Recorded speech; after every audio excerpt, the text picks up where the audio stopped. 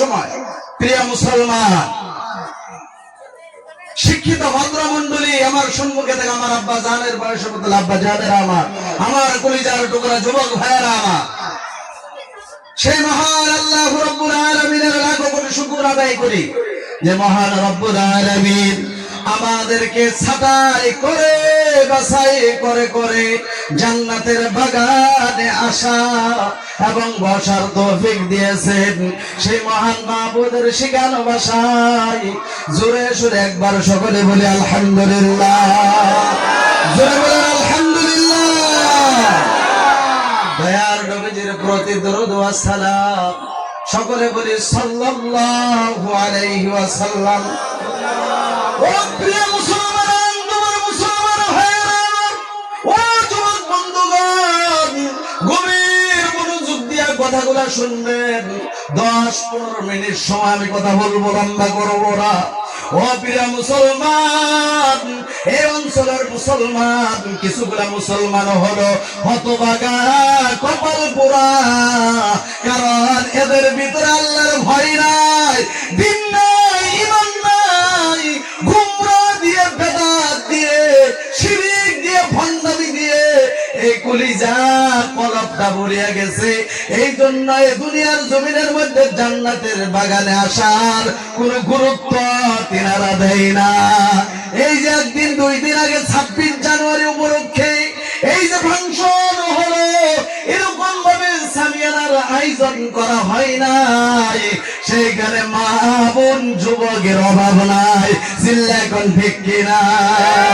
এইখানে মা বোনদের জন্য আলাদা প্যান্ডেল, পুরুষের জন্য আলাদা প্যান্ডেল, সুন্দর করে সামিয়ানার আয়োজন করা হয়েছে। তারপরেও কেন মানুষ নাই?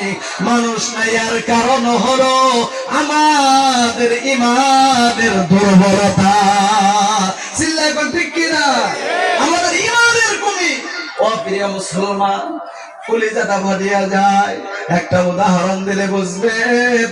দয়ার নবী, মায়ার নবী আমার আজ থেকে নিয়ে ১৫০০ বছর হয়ে যায় এই দুনিয়ার জমিন থেকে বিদায় নিয়ে রিয়াদুল জান্নাতের ভিতরে শুয়ে আছেন।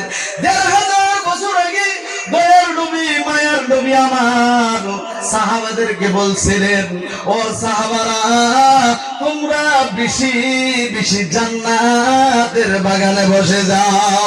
সাহাবারা আরজ করলেন, ইয়া রাসূলুল্লাহ, ইয়া হাবিবাল্লাহ, হুজুর, এই দুনিয়ার জমিনের মধ্যে আমরা জান্নাতের বাগান, বেহেশতের বাগান কোথায় আমরা পাবো?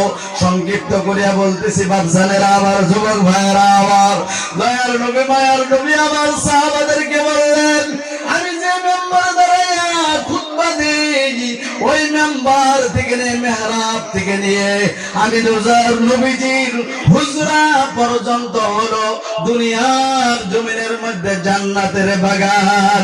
জোরে কান সুবহানাল্লাহ, জোরে কান সুবহানাল্লাহ। জান্নাতের বাগান যদি এই পৃথিবীতে সচক্ষে দেখতে চান, আপনি মসজিদে নববীর মধ্যে যাবেন, নবীজির মেহরাব থেকে নিয়ে হুজরা পর্যন্ত হলো রিয়াদুল জান্নাহ, জান্নাতের একটি স্থান, জান্নাতের একটি টুকরা। জোরে কান সুবহানাল্লাহ। দয়ার নবী, মায়ার নবী আমার বলেছেন, ওই রিয়াদুল জান্নাতের ভিতরে যাদের কপালটা লাগিয়া যায়, তার উপরে আল্লাহ পাকের জান্নাত ওয়াজিব হয়ে যায়। ও প্রিয় মুসলমান, সচক্ষে সেই জান্নাতের বাগান দেখে আসলাম বন্ধুগণ। 2025 সালে আমি 3 বার জান্নাতের বাগানে ঢোকার জন্য আল্লাহ তৌফিক দিয়েছিলেন। আমি দোয়া করব, এখানে যত লোক আছেন, মা বোন জিনারা আছেন, যুবক ভাইয়েরা আছেন, সেই জান্নাতের বাগানে, রিয়াদুল জান্নাতের মধ্যে সকলকে যাওয়ার জন্য আল্লাহ তৌফিক দান করুন। সকলে জুড়ে বলেন আমিন। নবী আমার বলেছেন, ও প্রিয় মুসলমান, গভীর মনোযোগ দিয়ে কথাটা শুনেন। দয়ার নবী, মায়ার নবী আমার বললেন, মাজালিসুল ইলমি হিয়া রাউযাতুম মির রিয়াদুল জান্নাহ। একবার জবান খুলে বলা যাবে না সুবহানাল্লাহ?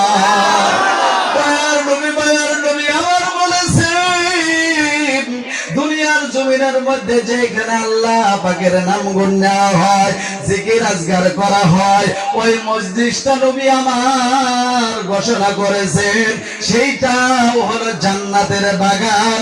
জোরে জোরে কোন সুবহানাল্লাহ। এখন নবীজির কথা মোতাবেক আপনারা জান্নাতের বাগানে বসা আছেন, জান্নাতের বাগানে বসতে পেরে আপনারা খুশি না বেজা? জোরে কোন কম না বেশি? ওরে হঠাৎ